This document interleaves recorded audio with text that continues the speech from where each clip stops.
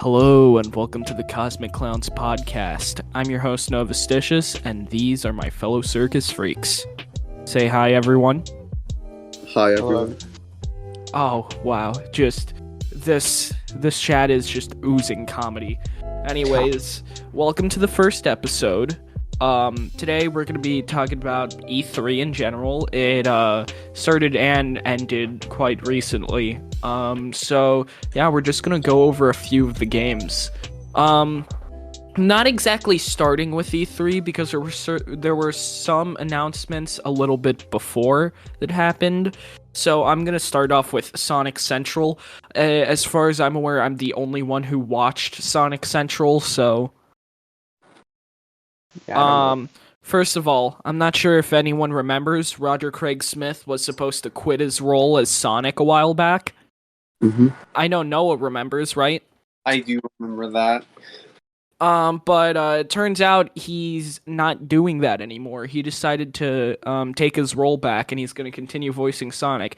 I'm happy, but at the same time, I'm only mildly disappointed because I did really want to see what direction Sega would take with the next Sonic VA.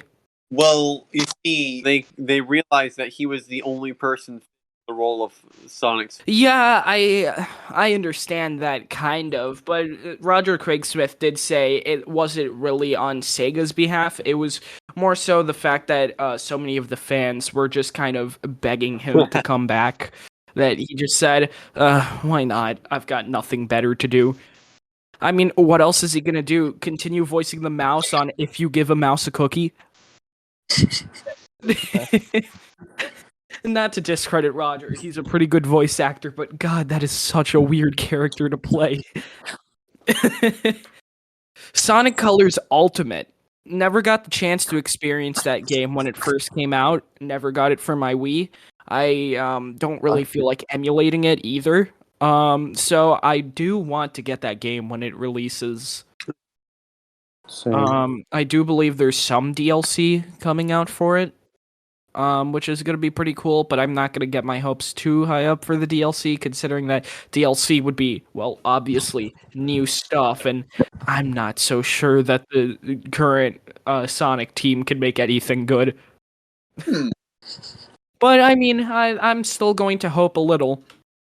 There's also going to be a Sonic Colors short series. Well, I'm actually not sure if it's a movie, a short series, or a single video.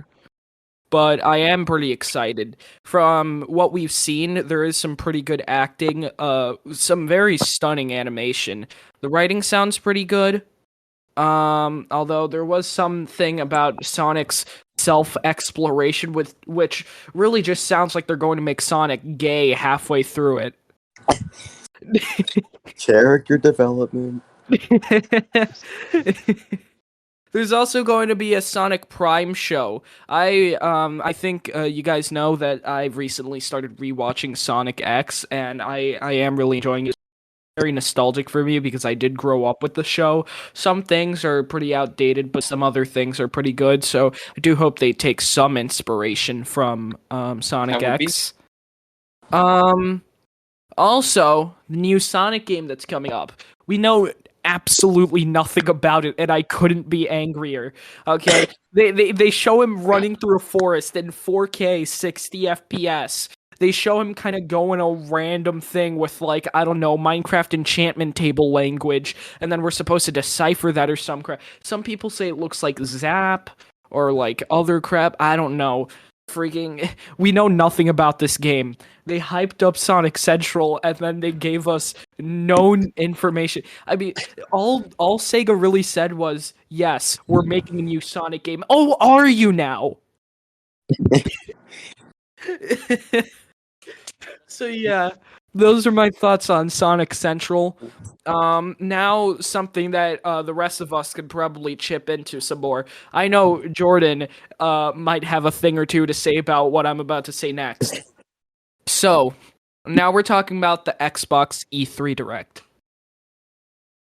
The first thing I wrote down here on my guide is that there are way too many zombie games. Watch. Dead Rising, Dead Falling, Dawn of the Dead. This guy's dead. That one's dead. Dead Walking, Walking Dead. Who cares about all these zombie games? People are out here making these like really high quality trailers, and then you're like, "Ooh, I wonder what's this gonna be." Then you see them shoot one zombie, and you're like, "Oh, I officially no longer care about this." There's too many zombie games. Like, people are like, oh, we're about to revolutionize the game with this brand new zombie game that you've never seen before. Every zombie game has already been made, so how are they still making more? At least Dying Light made it interesting. Yeah, Dying Light 2 might be really interesting. Yeah. But we'll touch more on Dying Light 2 in a bit. First of all, something that I know most of us here are really excited for. Battlefield 2042. Yes. Early. Looks freaking crazy, dude. It's like Titanfall and Infinite Warfare had a baby, but Infinite Warfare's less retarded cousin, you know? And I don't know, I'm just really excited, dude. It looks absolutely insane, and I really hope it's supported on PlayStation, but from what I'm seeing, I'm not fully sure that thing's gonna run on my PlayStation 4. My PlayStation 4 will definitely explode. Like, there's no doubt about it. Yeah, that game's poor at the moment. One thing, just one. That one. No. Okay. One game that I know that quite a few people in this podcast are very excited for. Noah and Steven. Hades is coming to other consoles. Oh, dude. Game is baller and I'm excited for it. The moment it comes out, I'm buying it so then you get to experience it. Halo Infinite. I mean, obviously none of us here actually own an Xbox. Yeah. But I wish I did. It still looks like it could be pretty cool. I mean, I don't know if Halo Infinite is coming to PC or not. If it is, I do hear that the multiplayer is going to be free, so I'll definitely check it out when I get a PC that's good enough. Oh, Jordan was at my house when they announced this game, and boy. Yeah, he was playing on my Oculus Quest when I just shouted out of nowhere, "Slime Rancher 2!" What it's gonna be because I am so excited for Slime Rancher 2. I am going to have to get a better computer, though, because that's the only place where I'm going to be able to play it. Unfortunately, it's only coming to Steam, the Epic Games Store, and Xbox. Not even PlayStation, which it would make sense if the first game didn't come to PlayStation, but it did. So to just take an entire portion of the Slime Rancher fanbase and just prohibit them from playing the game, that has to be one of the dumbest moves in gaming history. Hey guys, just remember, Mario Odyssey 2 is coming out exclusively to Xbox One. it could be that the game Who does that? You know? Yeah. I'm so disappointed, dude. I recently saw a thing on Salt and Sacrifice. It's going to be a continuation of Salt and Sanctuary, which was a fun game. I mean, I can't personally say I'm excited. I've seen a bit of it. I don't really like it that much, but honestly, yeah, it's always good when a game gets a sequel, unless it's a really bad game. While I may not personally be excited, I mean, I am happy for the developers because I'm sure they're really passionate for the series. Although I'm not. But, you know, I do hope it's good for your sake. Hope it's good too for my sake. Guys, Among Us, it's coming to consoles. 15 players, guys. 15 players. Okay. No, but in all seriousness, Among Us coming to consoles. Most of us already know that 15 players are already added to the game, but they are going to like add a bunch of other things like sheriffs and stuff, and I am excited to see how that goes. Because let's be honest, the game is really dry right now. So if they keep adding like different roles and, you know, modes and stuff like that, they could definitely bring the game back. Although, let's be honest, the memes have already ruined the game. So odds of that are pretty slim. Listen, you don't want to find out who is sus. Like, for I'm real, calling it though? right now. Craig is the sussy baka. Oh my god. I agree. For the people listening to the podcast, Craig is the bot recording this whole session. So, and last on the Xbox E3 event that I want to touch on, Outer Worlds 2. I personally heard a bunch of bad things about Outer Worlds 2, and a bunch of people saying, hey, note to consumers, the good game is Outer Wilds, not Outer Worlds. So, like, I'm honestly baffled that the game's getting a sequel, because, I mean, again, I've only heard bad things about it. Reed tried to defend the game. I mean, if he likes it, good on him. Congratulations for him being able to experience a sequel. But, yeah, I don't know. I don't know how this is going to pan out. Next up, some miscellaneous games. First, we're going to touch on the most confusing game on this list. Doki Doki Literature Club Plus? So controversial. So brave. How can you say that? So, this game is coming to console now, and I have absolutely no idea how that's gonna work. As someone who somehow on their first playthrough got all of the different images, because through the credit sequence, there's like a bunch of images that you could only get if you do certain actions in the games, and if you didn't reach those certain actions, the images will be grayed out in the credit sequence. And to my surprise, when I completed the game, I got all of those on my first playthrough, which is surprising because I had no idea what I was doing. So, as someone who accomplished such a feat, how are you supposed to delete the files? I don't understand. It's such an important part in the game that I can't imagine it without it. I don't think anyone can. So, just I don't what's the name of the creator? Dan Salvato. I'm honestly like really looking forward to how he pulls this off, because I am at a loss. Just built different. He's just built different. Ratchet and Clank Rift Apart came out recently. Mm-hmm. I saw Moist Critical's review, and it did seem fairly positive. I played the 2016 reboot. I personally didn't like it that much. They took a story that was like really good and ruined it. Basically, Ratchet and Clank, they used to not see eye to eye in the original series. They would just like they would argue a bit in the first game, you know, and then by the second game they would be all buddy, or actually by the end of the first game, I think. But then in the reboot, they just said, why have character building conflict when you could just be best friends since second one? Which, it just kind of ruined the experience. Not to mention, the game ran at 30 frames per second with sickening motion blur. So that also heavily ruined the experience. It was kind of fun, but I don't know, the whole experience just kind of left a sour taste in my mouth. So I am pretty happy that the sequel is doing a lot better. Guys, Balls. do you guys like Avengers Endgame? I'm not gonna touch that topic. What? Well, do you guys know what movie is the most popular one of all time that recently resurpassed Endgame? What? Don't say. Avatar. Yeah. Right? Yes. Maybe And I'm retarded. Avatar is Yeah. getting a freaking game for some reason.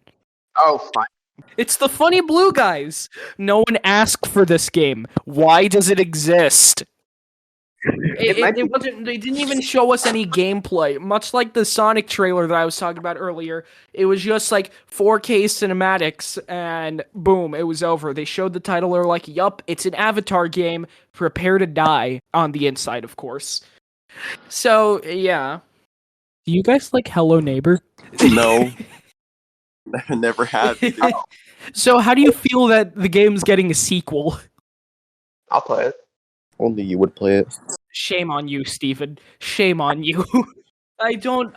Why is this game getting a sequel? Sure, it may have been kind of a novelty when it first released, but I feel like the game got ruined as soon as Dan TDM started playing it. No hate on Dan TDM. He's pretty good at what he does, but like I don't know. I feel like he was the one that first jump started the game. That at first it had like a cartoonish art style. I mean, it still does, but that was it. That was the extent of it. It was a cartoonish art style. But when Dan TDM started playing it, it really became the definitive kids game about murder. Well, actually, no. That's Five Nights at Freddy's, the second definitive kids game about murder. And I don't know. Dan TDM just kind of jump started Hello Neighbor's path to the grave. Yeah. Thank you for your input, Noah. Welcome. Now for a game that I know everyone here is excited to talk about. Dying Light 2. Yes, sir. Woo! I have actually- Yeah, baby! That's what I'm waiting for. That's what it's all about. Woohoo! Dude, I'm so excited for this game. It actually, it's going to release this year on, is it the 3rd anniversary of Smash Ultimate already? It's on the day of Smash 3rd anniversary. Okay, so it is the 3rd anniversary. Oh my god, I can't believe that game is already that old. But anyways, back to the topic at hand. Yeah, it is going to release on December 7th of 2021, and I could not be any more excited than I am right now, or I can be. I mean, I will be when it's 3 days left for release. Yeah. Dude, you guys remember my copy of Dying Light, which was Jordan's at one point, just doesn't read anymore. It's just, my PlayStation just fails to read it now. And I'm so disappointed. And I would get a new copy of Dying Light if the sequel wasn't right around the corner. Yeah. I am really excited. I do hope it's just as good. I mean, it better be. It's usually hard to make a good sequel, but I'm sure whatever the company behind Dying Light is can make it work. Well, Battlefield and Final Fantasy made it that far without any repercussions to most of it. Square Enix had a good run until they made the Avengers game, huh? Anyway, is Crane going to be in Dying Light 2? I don't think so. I think it's some other dude. I'm gonna say it would be good to hear Roger Craig Smith again on something other than Sonic, but I'll live. To turn into a hunter at the end of one one of the endings. Yeah, it's like the DLC. ending. Oh, okay. Yeah, I don't think never it's played the canonical, though. DLC, so I don't think it's canon though. is it not? I don't think so. Huh. Well I then. don't know. Never really touched that subject. Well, we're in the home stretch now, guys. It's time for the Nintendo Direct. Woo! Yeah.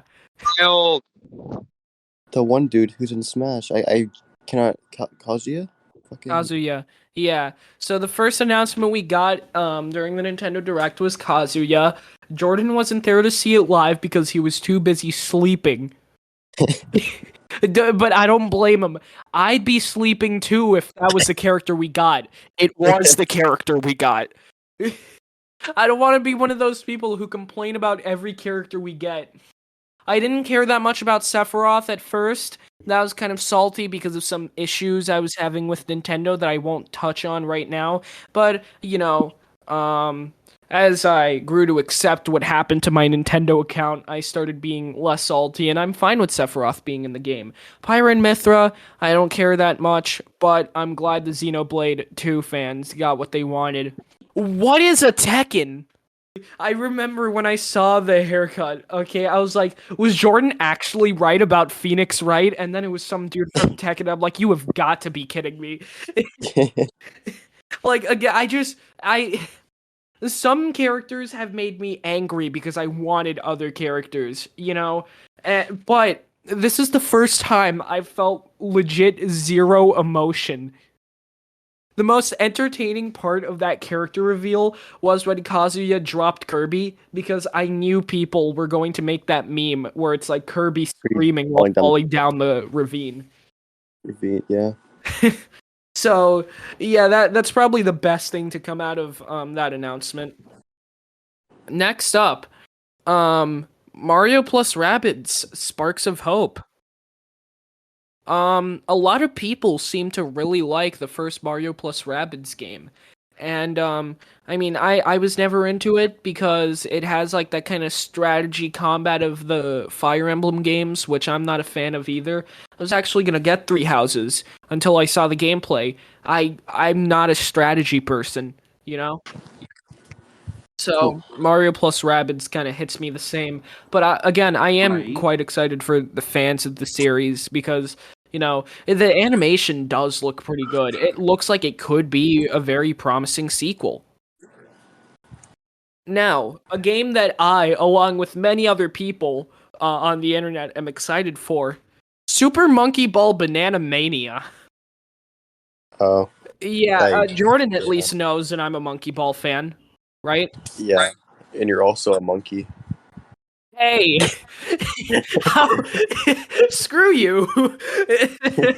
But they're recreating 300 levels from the first 3 games, and they're basically remastering it, giving it all new graphics. We're getting a ton of mini games. The game series is finally coming back to its roots, so I'm pretty happy. I believe they're bringing back the original announcer, at least according to Nick Robinson, who actually got to speak to the original Monkey Ball announcer. The Monkey Ball announcer was never even credited in the game. He has a video all about trying to find that guy, and it's actually a very interesting video, so I recommend it for anyone listening to this podcast.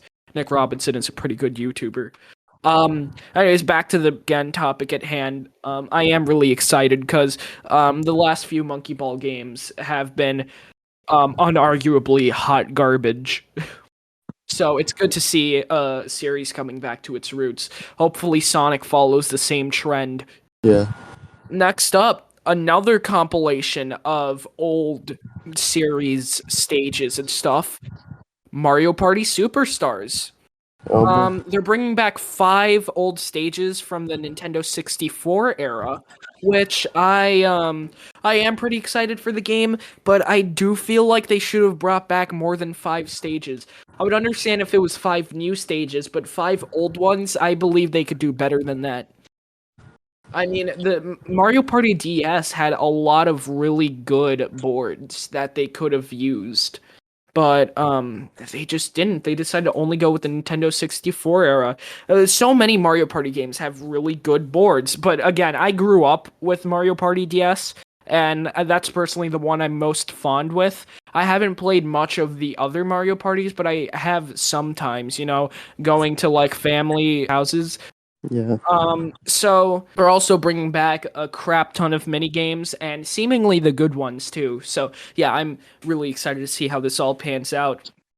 Next up, Mario Party. No, I already said that. WarioWare, get it together.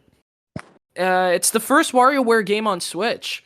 It looks really different. But I'm sure it'll be pretty good. I hope it's pretty good. I mean, I'm not personally that big of a WarioWare fan, but I have played a few of the DS games, and they were pretty fun. So, yeah, go Wario. A game a lot of fans crap themselves to is Metroid Dread. That game was like canceled 15 years ago for the DS or something. I mean, everyone was like, that was something that was like completely rumored, and like it kept getting canceled and brought back and canceled and brought back, and no one really knew the state of the game. So everyone absolutely lost their mind when Metroid Dread got announced, Again, I'm personally not a Metroid fan, but that's because I've never played a Metroid game before, so I might try to get into the series with this game. Or I might try one of the older ones until Dread comes out. I'm not really sure. We'll see. But now to the bread and butter of the whole Nintendo Direct. Breath of the Wild 2. Yes. Oh yeah, I was at GameStop the other day, and on the TV I saw some Breath of the Wild gameplay, and I was like, oh, now I kind of wish I had a Switch. You should totally get a Switch. It's a really solid console. But yeah, Breath of the Wild 2 seems so much fun. I mean, a lot of people were expecting Breath of the Wild 2 news. I personally, not so much. I'm super ecstatic about this. I mean, so many of the new abilities look so cool, and the graphics somehow feel more alive than ever. Yeah. The world, it's like bunch of islands floating in the sky. It gives me Skyward Sword vibes, you know? I'm just really excited to see how this turns out. Even if it's not as free as Breath of the Wild 1, we're always going to have Breath of the Wild 1. So, you know, really, I just want this game to come out. I want to experience it. I want to explore this brand new Skyland and see what it has to offer and try out all these cool abilities. Like, you're able to, like, reverse time with, like, some kind of stasis variant. And you're also able to, like, kind of use something similar to Rivali's Gale to climb through objects.